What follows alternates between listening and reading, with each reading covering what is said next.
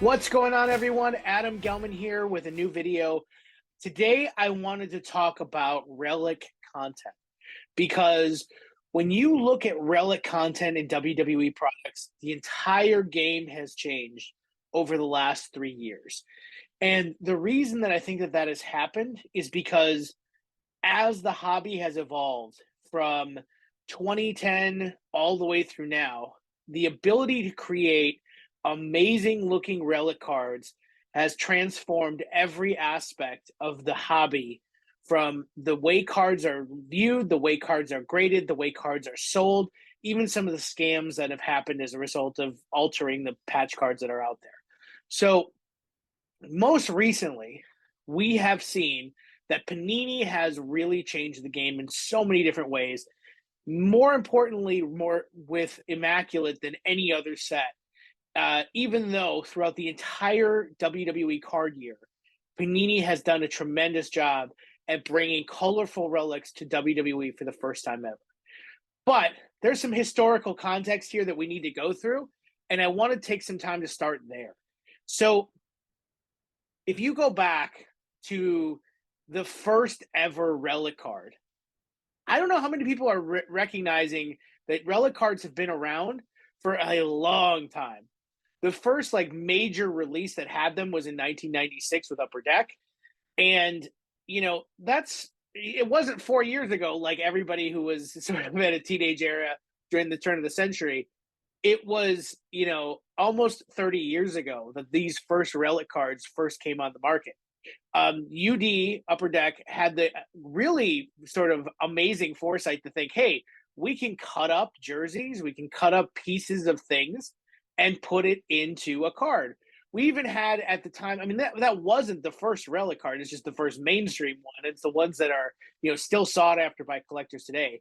Over the course of the next, 5 years, you had bat relics cut up for baseball. You had shoulder pads, helmets for football. You had balls, you had everything cut up and embedded in trading cards for the first time.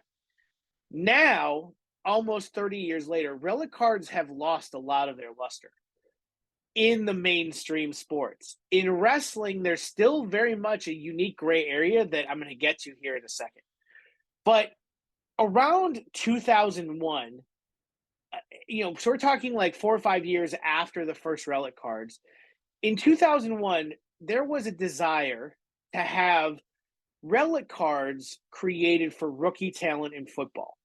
Now, if you guys are familiar with how the draft works in football, the draft is usually in the beginning of the spring, and they don't play football until September, October. Preseason, there's some stuff going on, but actual games don't happen until very much closer to the fall. Football is a winter sport, but cards need to be produced all year long because the licenses require payments even when there's no product to be produced for that year. That's why you're having Prism football released in March 2023 for the 2022 draft class. That's why things are extended, is because licensing requires it. So when you go back all those years to 2001, there was a desire like, hey, we want to get these big rookie cards with relics into products, but the rookies haven't played any games yet. So how do we do that? What was created was an event called the NFL Rookie Premiere. And the NFL Rookie Premiere is a really amazing event. And it's an amazing event because for the first time, we had card companies collaborating to do a shared benefit for all collectors. It was the first time in Los Angeles where they brought all these new rookies. They had them parade around in NFL jerseys and uniforms with pads and everything so they could take pictures and develop rookie cards very early on in the season that had rookies actually wearing their NFL uniforms for the teams that they were drafted. At that same event, for the first time, Upper Deck had the rookies try on jerseys and then cut those jerseys up to be inserted into trading cards. So since that time frame, you've had Exquisite, you've had National Treasures, you've had every rookie relic content across the entire hobby has normally come from this event or events like it over the course of the season. Because the demand for relics has gone enormously through the roof, they've had to do 60 to 80 different jerseys per event to get enough content to be able to produce all the cards that they have to make. So let's fast forward a little bit to what has sort of transpired over the last few years. So you can imagine if you pulled a rookie card with a relic in it, chances are it was worn at an event. They're called event worn relics. What that means is that a rookie goes into a room at a hotel or an adjacent building to these events, a tent on the field of the rookie premiere, and there is a table full of jerseys, whether it's white, red, whatever color their team is. They have a handful of ones that are probably built for the player. They have a number of jerseys that are probably just built to cut up. And then they have all of these different things. So you have like this tent full of relics that these rookies have to basically touch. And that's why this is so problematic, because these rookies don't put on the jerseys and go play with them. Like, most of the time, the jerseys aren't even theirs. Like, they're jerseys from previous rookie premieres built for rookies that were higher up in the draft. Like, they may not even have the right names on them because they're all going to be cut up. So the card companies figure, what difference does it make what name is on the back?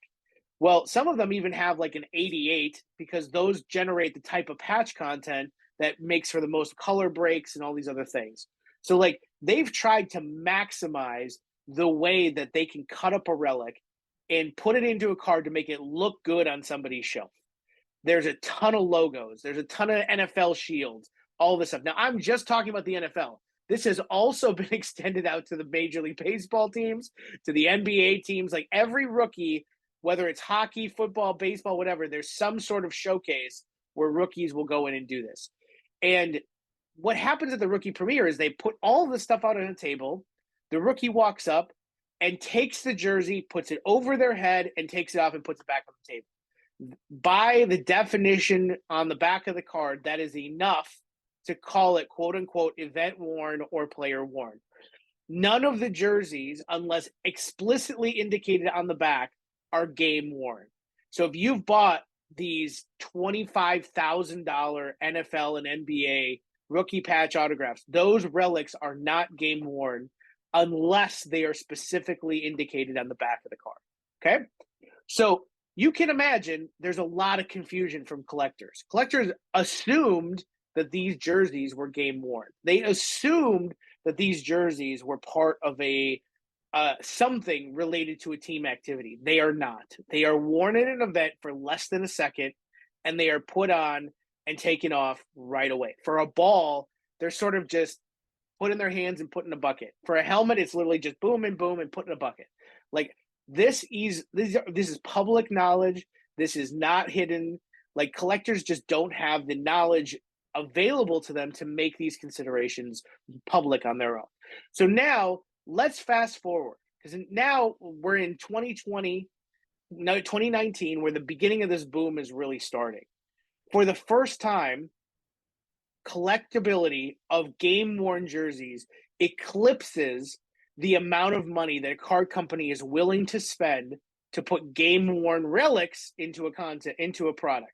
So from 1996 all the way up through, the first part of the this boom, most of the veteran players have enough game-worn material out there that a card company can buy a jersey, cut it up, and put it in a card without enough cost to offset the licensing cost of that product. So you're having like these major players like Tom Brady, Aaron Rodgers, Michael Jordan on the Upper Deck side, have had game-worn patches in products. LeBron James, Kobe Bryant, like all of those players have had game-worn patches in products. Even though their jerseys were very expensive, they weren't cost prohibitive to add to a product.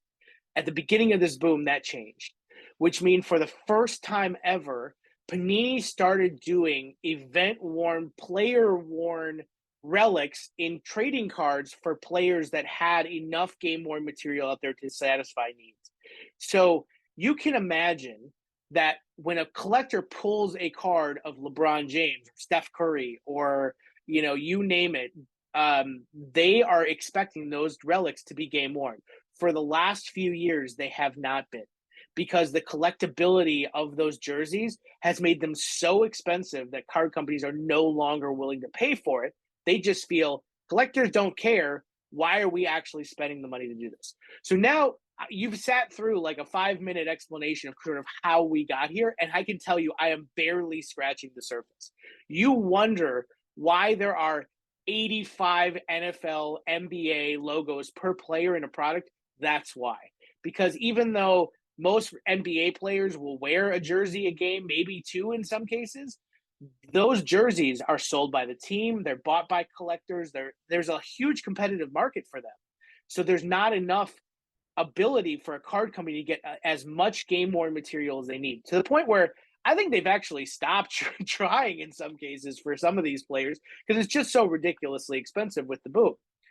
Let's see how that sort of translates into wrestling. So wrestling is a completely different experience because when you look at wrestling cards, most of the relationship that creates the ability to acquire game worn material is done through the league itself. So when Panini goes and builds a partnership with the NFL or the NBA or MLB, they partner with the teams to get game worn materials to actually put into their products. And sometimes that's a lot of game worn material. Sometimes that's not very much. I don't actually have all these numbers. This is just what I've heard told to me by industry professionals, is that, you know, the relationships with the league is essential. In WWE, that doesn't exist because in the NFL and the NBA, the NHL, you name it, the league provides the athletes with their playing gear. For the WWE, the wrestlers are all responsible for their own gear. So, like, because a wrestler's an independent contractor, and I'm not even going to get into that because it's a whole debate, they are not adequately provided wrestling gear by the World Wrestling Federation. They may have subsidies, they may have like abilities to get payments for specific aspects of their gear, but for the most part, we see wrestlers go to a place like Main Event, which it has an Instagram account that shows the gear in process, builds them custom gear, builds it for every pay-per-view, and they tie these things to memories of their wrestling career. Not only that, but they're really small. So, like, you can imagine seeing a guy wearing trunks on a TV show, there's not much yield there. So there's not a lot of wrestling gear to go around. And there's a growing collectible market for wrestling gear. So you can imagine when a card company comes into the fold and says, we want to collect gear to be able to embed in these trading cards, it's going to be pretty tough. I also have come to understand that they're not allowed to go directly to the wrestlers to get this gear. At least they weren't originally.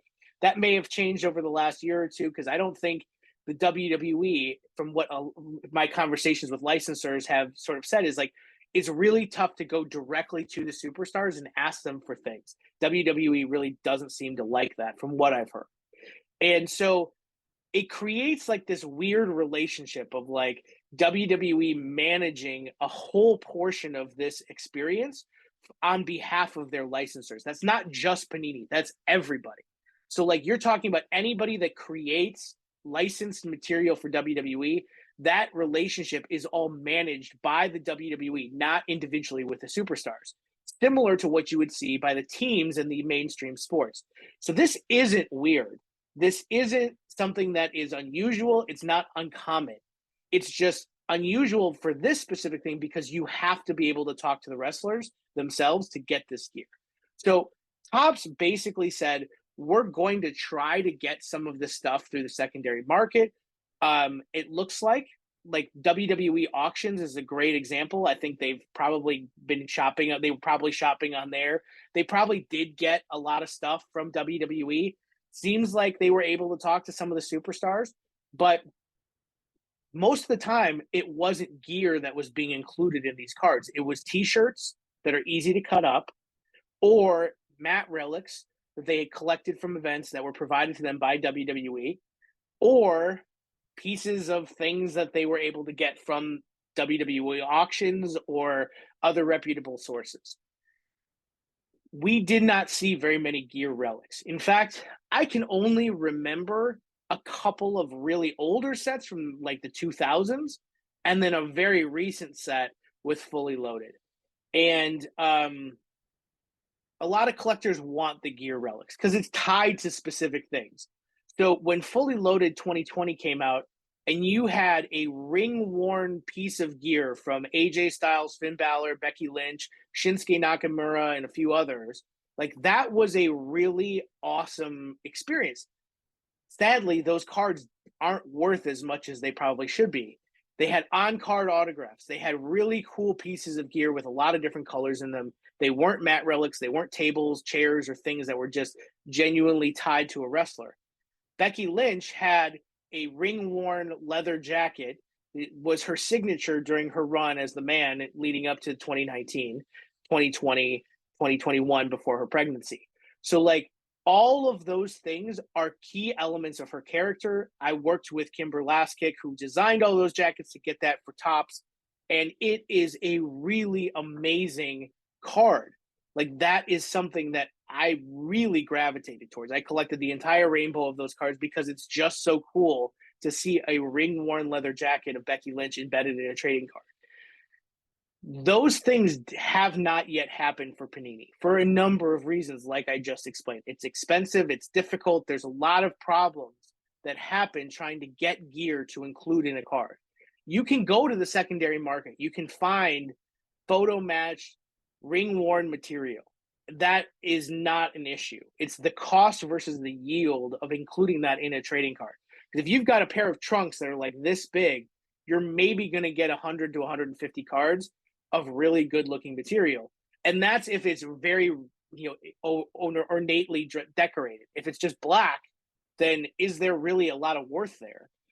And so I think what Panini decided to do was the same thing that they've done in the other sports, which is have the wrestlers try on pieces of things, pieces of gear, whether that's a t-shirt, a tube sock for their feet, a basketball shorts, leather jackets, like whatever they can find on WWE Shop, and embed those in the trading cards. And what has resulted is the first opportunity for a lot of these wrestlers to have really colorful relics and materials that were never available under any previous reign, in the ability to create beautiful cards in that sort of entire run of the previous couple of companies that have made WWE cards. There have been colorful relics in the past. Like Topps has had t-shirts cut up and put into cards that I really love. They had gear in Fully Loaded, like I said. They've had ring mats, they've had chairs, they've had tables. They've had a lot of variety there, but not at the degree that Panini has had, because Panini doesn't have to get them from WWE. All they have to do is host a signing, put all the t-shirts out on the table, all the gear out on the table, and the wrestlers just have to put it on over their heads and take it off, just like they did in all the mainstream sports. Where I think it's confusing to a lot of collectors who don't have the mainstream sports experience to understand what player worn means, that's what it means. It means these are not worn in events. These are not worn in the ring. They're not worn in a situation that would continue to be something that allows a wrestler to say, this is directly tied to my experience in the WWE. It is worn at a private signing, is worn for a couple of seconds and take it off. What I want to say is it doesn't seem to matter. Like, it doesn't seem to matter to collectors, and the cards just look friggin' awesome. So I think when you create statement pieces that are aesthetically pleasing, a lot of collectors historically from the mainstream sports haven't cared that they're not ring worn, player worn, game worn, whatever. Like, it just doesn't matter. They just want cool cards. So I'm creating this video more as a public service, but also to educate you that even though these things exist the way that they do, where you're seeing that they aren't ring-worn materials, they aren't worn at a live event or a TV taping or a pay-per-view, doesn't make the cards really any less cool. It just takes a little bit of the significance of the relic away from it. So that's personally why I don't collect non-autographed player-worn cards. I've hit a few of them in breaks. I've seen a couple of them come through my collection, but my collection is built around autographs. And if there is a piece of player worn material in the card, fine. I collect the autographs. and I want the card to look cool.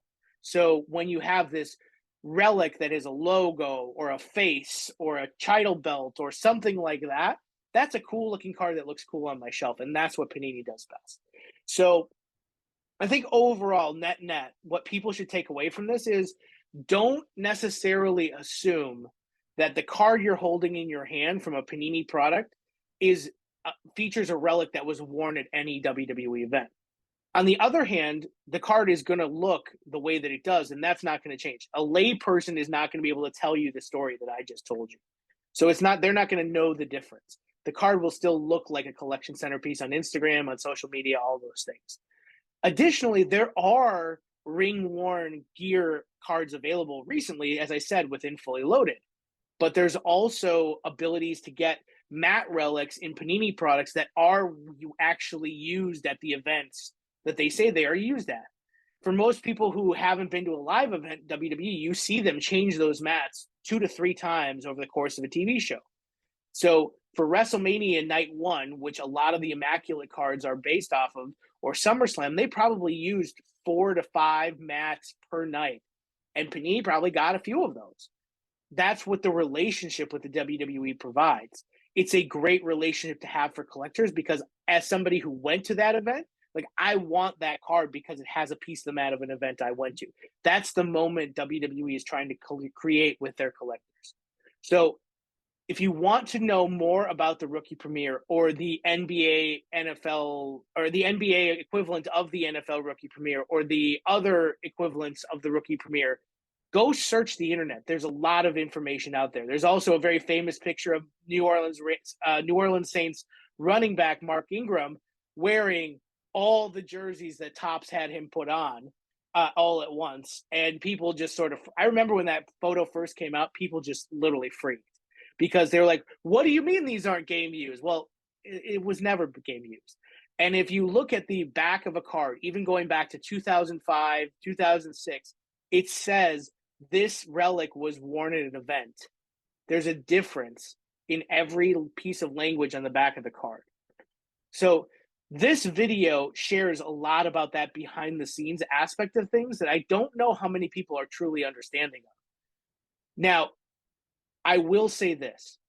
All you have to do as a collector is look on the back of the card. There are really key elements of Immaculate products in NBA that are game worn. They have inscriptions on them. They have really cool aspects of things like a finals jersey, like we saw in booklets for basketball. Like there's a lot of things that Panini did that were game worn and are still game worn, and they built entire products and sets around those. But the general rookie stuff, the run-of-the-mill relics no longer seem to be very much associated with game worn material. So just look at the back of the card and you should have a really good idea. Now, Topps has sort of created this language that says this jersey is not from any specific game, season, or whatever. That language is now translated over to Panini and Upper Deck and other things. So it can be tough, but you know, it's that's why this whole thing, this whole hodgepodge of relics and memorabilia has become such a challenge for so many people, is because without this key information or the ability to go to the manufacturer or have the manufacturer speak on behalf or have pictures on the back of the card that show the jersey that it was cut from, like what used to happen in some of the products that were made in the early parts of the 2000s, it's hard. But wrestling specifically has never had the type of relics that govern the value of cards in the mainstream sports until Panini took over. We saw that happen for the first time with Panini. And the cards look awesome, but they're not ring worn. So as long as you keep that in mind, none of this should be a surprise. But as we've seen, the value hasn't been hurt either way. So it's kind of interesting to see how this all plays out. That's sort of what I wanted to take the time today to discuss. I hope you got something out of this video. I encourage you to sort of have a good outlook on the way that a lot of these products have performed, because it seems like collectors really are gravitating towards these cards. Most of the people that are spending in the thousands of dollars understand the nature of the relic. Some don't. So maybe that changes things. But this is a hobby standard. This is not unique to wrestling. This is not unique to Panini. It's not unique to licensors across the entire landscape of sports. A lot of this stuff happens this way out of necessity or out of convenience. And sometimes it's good, sometimes it's bad, sometimes it's indifferent. It's the way it always goes. This is just meant to be information to help you understand what's going on. We're going to have a lot more videos coming up on this channel. Don't forget to like and subscribe. Send me a message if you have any specific questions. I'm happy to sort of walk you through some of my thoughts. I'm very excited to have more of these conversations, and hopefully this level of education is helpful for everybody. Thanks again, everyone.